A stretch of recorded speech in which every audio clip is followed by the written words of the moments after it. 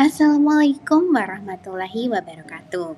Perkenalkan, saya Isnatia Swati, CGP Angkatan 10 Kabupaten Boyolali.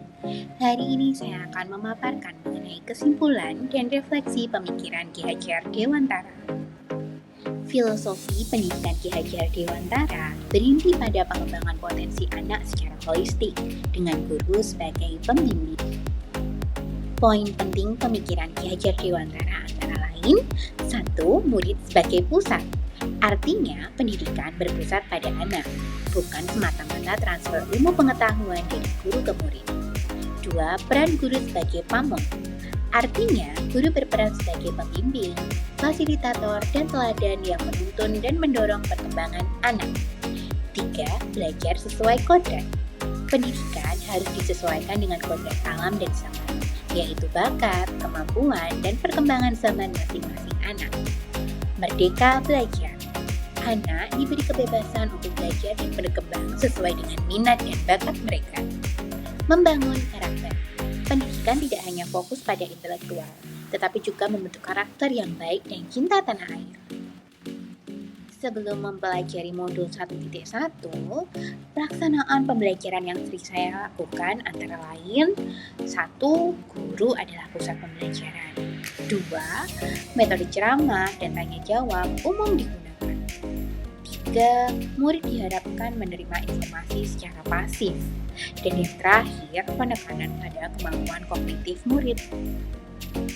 Setelah memahami pemikiran Ki Hajar Dewantara, saya sadar pembelajaran saya belum melibatkan siswa secara aktif dan belum memperhatikan kodrat alam serta zaman siswa. Setelah mempelajari modul 1.1, saya sadar anak bukanlah kertas kosong, mereka adalah subjek pembelajaran. Perlu adanya perubahan terhadap pembelajaran yang saya lakukan.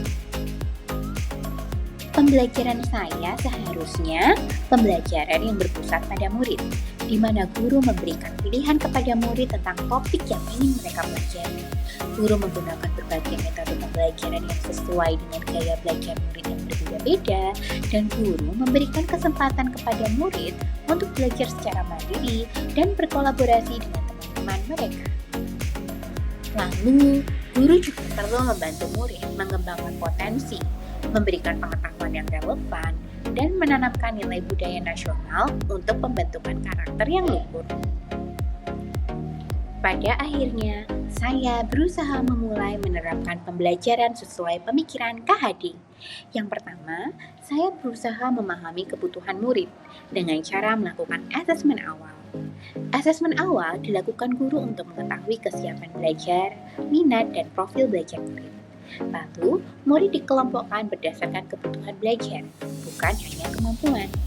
Yang kedua, memberikan pilihan topik, konten, proses belajar, dan produk belajar yang beragam. Guru memberi otonomi kepada murid untuk memilih topik dan cara belajar. Kemudian, menyesuaikan pembelajaran. Guru perlu menyesuaikan strategi, media, dan sumber belajar sesuai kebutuhan kelompok murid. Tugas dan penilaian disesuaikan dengan profil belajar murid. Sekian pemaparan dari saya. Terima kasih. Salam guru penggerak, tergerak, bergerak, dan menggerakkan.